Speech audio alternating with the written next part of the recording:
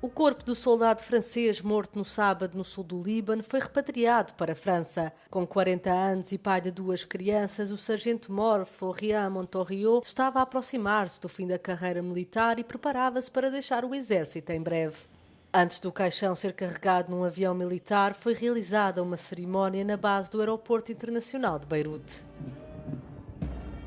Florian Montoriot encontrava-se destacado na Força Interina das Nações Unidas no Líbano quando foi ferido numa emboscada que visava a Brigada de Manutenção da Paz. Emmanuel Macron responsabilizou o Hezbollah pelo ataque que já negou, enquanto o presidente libanês, Joseph Aoun, condenou o incidente e prometeu levar os responsáveis à justiça. Com o apoio dos Estados Unidos, Chipre está a modernizar instalações militares essenciais. É o caso da base aérea Andreas Papandreou, que vai ser ampliada para incluir uma nova pista de estacionamento capaz de acomodar aeronaves de transporte militar. Έχει υλοποιηθεί και έχει καταγραφεί ένα χωροταξικό σχέδιο, το οποίο έχει χρηματοδοτήσει η αμερικανική πλευρά ύψους $500.000.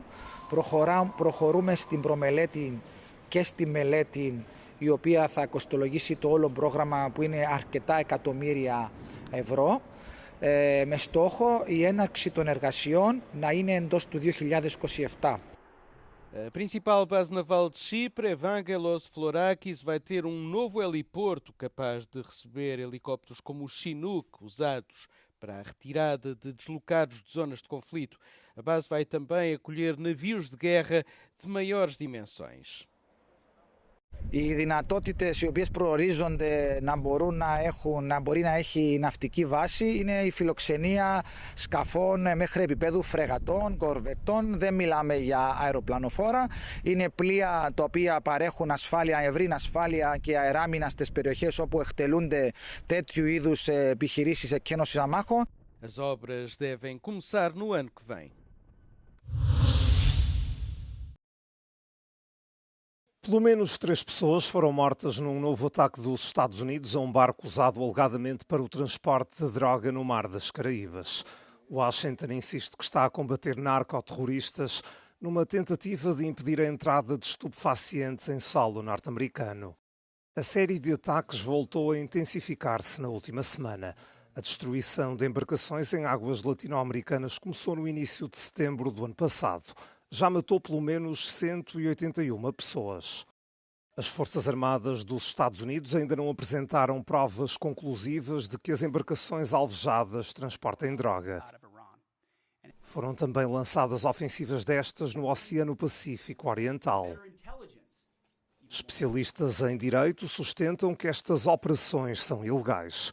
Argumentam que ocorreram sobretudo em águas internacionais e visam aparentemente civis que não representam qualquer ameaça para os Estados Unidos.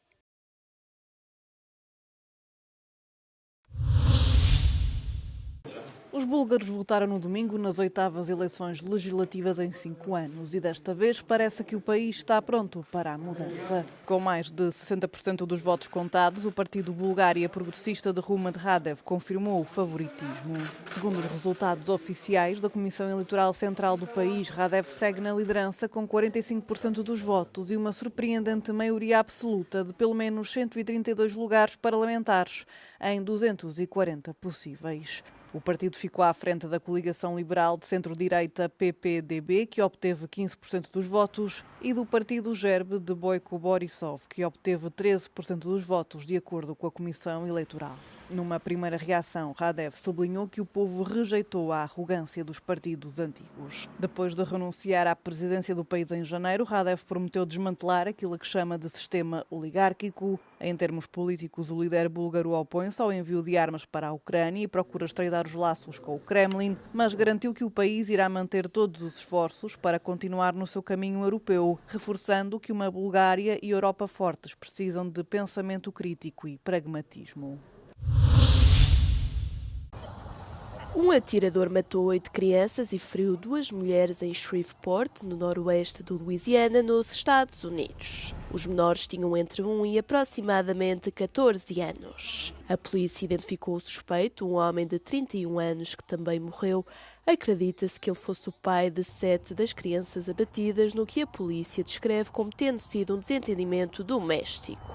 Our officers responded, located the scene, located the 8 individuals, the children that were dead, and they tried to provide aid where they could, but ultimately were unable to save any of them. There was a child that jumped off the roof. We were able to get him to a hospital, and he is expected to survive. A polícia informou que o atirador utilizou uma arma de assalto nos tiroteios. Uma das mulheres baleadas era a esposa do suspeito e mãe de 7 das crianças mortas, com a outra mulher a ter sofrido ferimentos graves. A polícia levou a cabo uma perseguição que terminou quando disparou contra o atirador.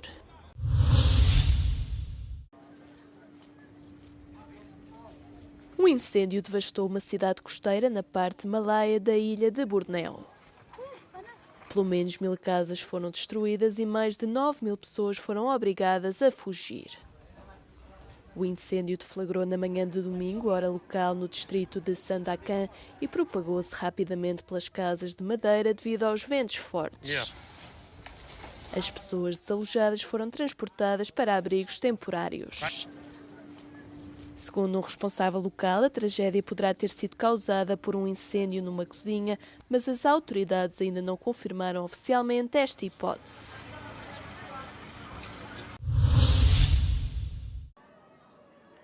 O Papa Leão XIV esteve no santuário de Mamamushima para celebrar a oração do Rosário, um importante santuário católico a sul de Luanda, no seu segundo dia da visita a Angola. Embora seja hoje o santuário católico mais popular do sudoeste africano, a história deste local remonta ao papel da Igreja Católica no comércio de escravos, assim como dos batismos forçados de pessoas escravizadas e do que alguns estudiosos dizem ser a recusa contínua da Santa Sé em reconhecê-lo plenamente. No início do dia, o Papa Leão XIV celebrou uma missa perante cerca de 100.000 pessoas em Quilamba, nos arredores da capital, e procurou, mais uma vez, encorajar os angolanos. O Papa considerou o cessar-fogo no Líbano entre Israel e Hezbollah como um sinal de esperança que, segundo rezou, traria a paz duradoura ao Médio Oriente. A paragem do Papa Leão em Angola é a terceira etapa da sua digressão por 4 países, que inclui a Argélia, a Angola e os Camarões. A sua última paragem será na Guiné Equatorial. Os problemas de Kanye West com a projetada digressão europeia não param. Agora foram os concertos na Polónia e na Suíça a ser desprogramados devido às posições antissemitas que West teve no passado.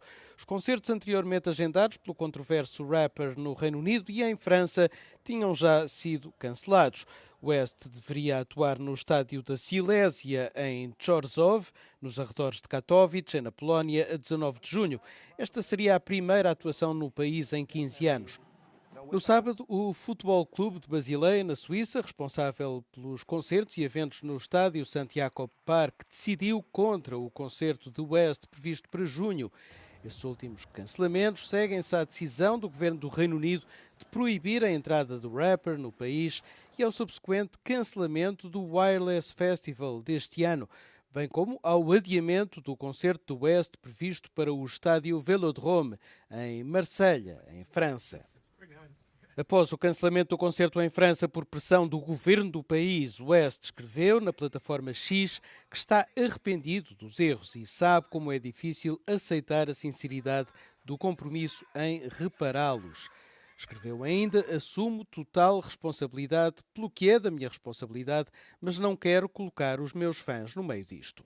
West tem concertos agendados na Turquia, Países Baixos, Itália, Espanha e Portugal, mais precisamente no Estádio do Algarve, no dia 7 de agosto.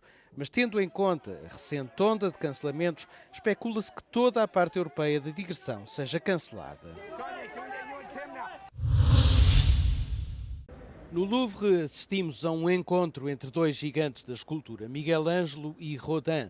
200 obras, incluindo mármores, bronzes, moldes em gesso, terracota e inúmeros desenhos separados por 3 séculos e meio, estão em exposição no famoso Museu de Paris até 20 de julho. A exposição compara a arte dos dois génios através de um tema comum, a representação do corpo vivo. Le style de Michel-Ange est vraiment un style de la Renaissance, initiateur du maniérisme. En ce sens, son style est assez différent de celui de Rodin, qui, lui aussi, à son époque, a vraiment bouleversé les codes de la sculpture. On sort d'un siècle où la sculpture a oscillé entre un très fort tribut au classicisme, avec donc là, de nouveau, un regard renouvelé sur l'Antiquité, une forte inspiration de l'Antiquité, et en même temps également tout l'apport du romantisme. Como prolongamento deste encontro, o Louvre acolhe também 2 apresentações de dança inspiradas nas pinturas e nas esculturas dos 2 artistas, interpretadas por bailarinos da Ópera de Paris.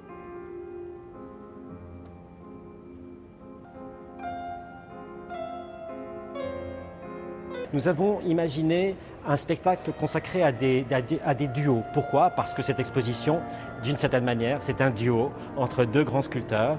Et donc c'est une soirée qui est constituée de grands duos un petit peu mythiques du grand répertoire du Ballet de l'Opéra de Paris, mais aussi avec une création réalisée par Yvon de Mol, un danseur du Ballet de l'Opéra de Paris, qui a imaginé une création en lien, en écho, en dialogue avec l'art de Michel-Ange et l'art de Rodin.